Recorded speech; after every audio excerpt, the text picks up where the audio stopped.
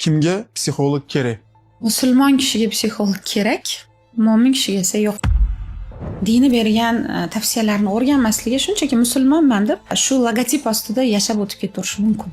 Bu odam o'zini hissiyotlarini tanimasa, nafsini tanimasa, nafsini ehtiyojlarini tanimasa, nimaga yashayotganini tanimasa, unda unga psixolog yordami aniq kerak. Lekin mo'min kishi faqat men musulmon bo'lib tug'ildim deb o'tirmasdan, dini bergan tavsiyalarni hech bo'lmaganda oilaviy tarbiyasi darajasida o'rganib, shunga rioya qilishni boshlagan inson.